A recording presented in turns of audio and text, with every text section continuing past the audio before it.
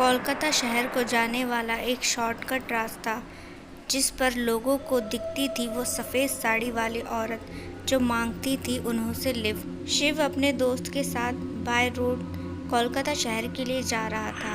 अब ये दोनों जब रास्ते में जा रहे थे तो इन्हें रास्ते में रात हो गई।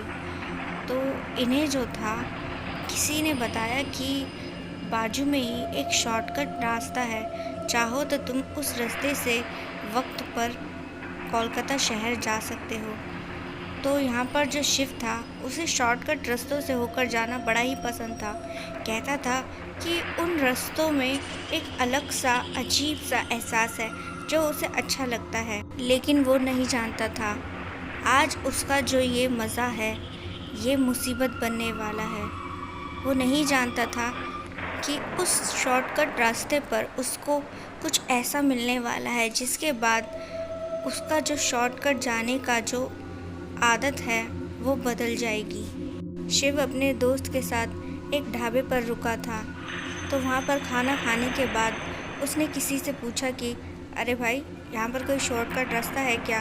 हमें जल्दी कोलकाता पहुँचना है। इस पर उस आदमी ने कहा, हाँ हाँ क्यों नहीं, उस तरफ देख रहे हो वो रास्ता, वहाँ से अगर निकलोगे तो वक्त पर कोलकाता शहर पहुँच जाओगे। इस पर जो था शिव ने उस आदमी को धन्यवाद दिया और जाकर अपनी कार में बैठ गया। उसका दोस्त पहले से ही कार में बैठा हुआ था और वो जैसे ही अपनी कार को स्टार्ट करने लगा तभी एक अनजान शख्स जो था उनकी कार की खिड़की पर आकर खटखटाने लगा। शिव ने अपनी कार का जो शीशा था वो खोला तो वो आदमी ने कहा, उस रास्ते पर कभी मत जाना, उस रास्ते पर मौत बटती है और अगर तुम्हें मौत चाहिए तो ही तुम उस रास्ते पर जाना, वरना मत जाना। तो शिव ने कहा, आप हैं कौन और आप हमसे इस तरीके से अजीबोगरीब बातें क्यों कर रहे हैं? तो उस आदमी ने कहा, तुम्हारे लिए ये जानना ज़रूरी नहीं है कि मैं कौन हूँ, तुम्हारे लिए ये ज़रूरी है कि अगर तुम उस रास्ते पर गए तो शायद ही ज़िंदा वापस आओ। शिव जो था उस आदमी की बातों को नज़रअंदाज करता है क्योंकि उसे तो शॉर्टकट रास्तों से जाने में ही असली मज़ा आता था और वो नहीं जानता था कि यही उसका मज़ा उस पर आज भारी पड़ सकता है। और फिर वो जो था उस शॉर्टकट रास्ते के लिए निकल पड़ा। यहाँ पर जो शिव का दोस्त था उसने कहा, अरे यार, वो आदमी बड़ा ही अजीब था, जान ना पहचान, पता नहीं क्या बकवास कर रहा था।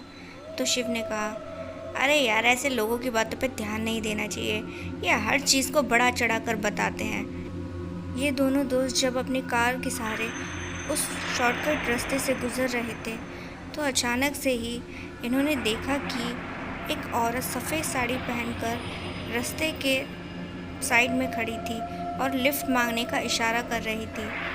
तो ये जो शिव का दोस्त था इसने कहा, यार मुझे नहीं लगता कि हमें इसको लिफ्ट देनी चाहिए, इसलिए तू इसे देखकर लिफ्ट मत दे देना, तू तो है भी ऐसा ही, लड़की देखकर बस मदद करने के लिए तैयार हो जाता है। शिव ने कहा, अरे भाई ऐसी कोई बात नहीं है, अगर इसकी जगह कोई आदमी होता तो भी मैं उसे लिफ्ट ज़रूर देता, तू जानता है ना मेरा नेचर कैसा है, मैं किसी को मुसीबत में नहीं देख सकता।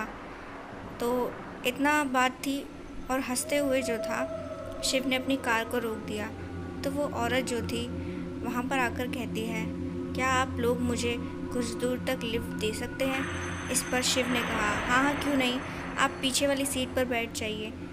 और फिर उसके बाद उस औरत ने पीछे का दरवाज़ा खोला और जाकर कार में बैठ गई। और फिर यहाँ पर शिव जो था अपनी कार को स्टार्ट करता है। शिव अपनी कार को जब वहाँ से लेकर निकला तो कुछ दूर जाने पर उसने कुछ ऐसा देखा कि दोनों दोस्तों की आंखें दहशत से बड़ी हो गई।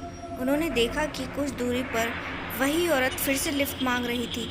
एकदम से उन्होंने झटके से कार को रोका और अपनी कार के पीछे देखा तो उस कार के अंदर वो जो औरत थी नहीं थी। ये देख दोनों के पैरों तले की ज़मीन खिसक गई।